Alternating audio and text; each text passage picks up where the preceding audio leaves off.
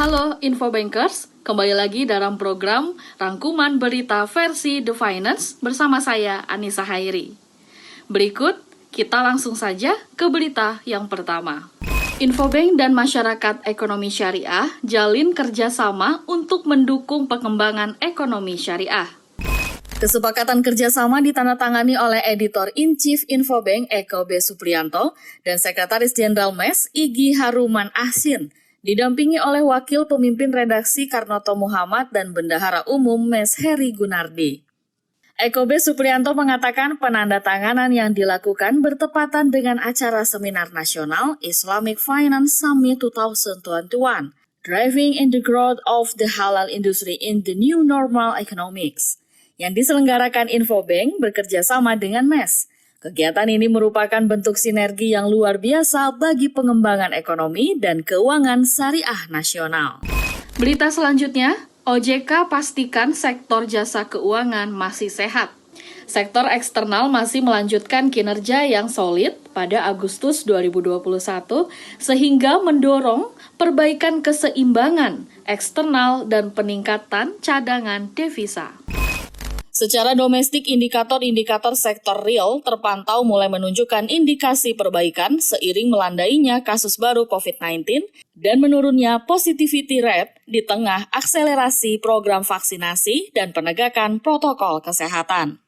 Hingga Agustus 2021 secara year-on-year, penyaluran kredit tumbuh sebesar 1,16% dengan NPL yang masih terjaga di level 3,35%. Sementara dana pihak ketiga perbankan tumbuh sebesar 8,81%. Penghimpunan premi asuransi tercatat mencapai 20,9 triliun rupiah, sedangkan outstanding pembiayaan vintage P2P lending sebesar 26,09 triliun rupiah. Berita selanjutnya, MK perbolehkan BPR beli agunan debitur macet. Alasan MK mengabulkan judicial review adalah karena BPR merupakan salah satu lembaga perbankan yang dijamin undang-undang. Permohonan judicial review diajukan oleh Direktur Utama PT BPR Lestari Bali Pribadi Budiono. Dalam putusan tersebut, Bank Perkreditan Rakyat dapat membeli agunan dari debitur macet, baik melalui cara lelang maupun non-lelang, berdasarkan penyerahan secara sukarela oleh pemilik agunan atau berdasarkan kuasa untuk menjual di luar lelang dari pemilik agunan.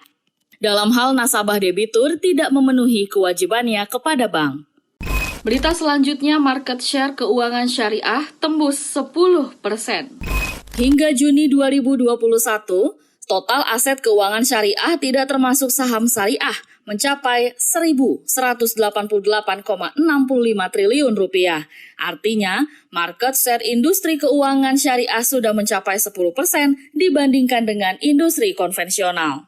Deputi Komisioner Pengawas Perbankan 1 Otoritas Jasa Keuangan Teguh Supangkat merinci, total aset perbankan syariah per Juni 2021 mencapai 631,55 triliun rupiah. Sementara industri keuangan non-bank syariah sebesar 116,26 triliun rupiah. Dan pasar modal syariah asetnya mencapai 1.137,84 triliun rupiah. Berita selanjutnya, BSI salurkan dana PEN hingga 8 triliun rupiah.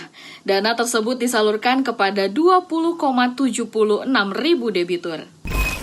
Pada program PEN tahap pertama, BSI telah menyalurkan pembiayaan kepada 63,46 ribu debitur dengan nilai 8,6 triliun rupiah atau 2,8 kali dari dana 3 triliun rupiah yang ditempatkan pemerintah.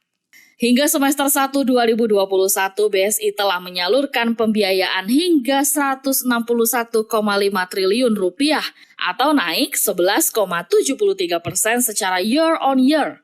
Porsi terbesar disumbangkan dari segmen konsumer yang mencapai 75 triliun rupiah atau setara 46,5% dari total pembiayaan. Baik, itu tadi rangkuman berita versi The Finance hari ini. Untuk berita selengkapnya mengenai makroekonomi, perbankan, keuangan, dan ekonomi digital dapat mengunjungi website infobanknews.com. Sampai jumpa di rangkuman berita The Finance berikutnya.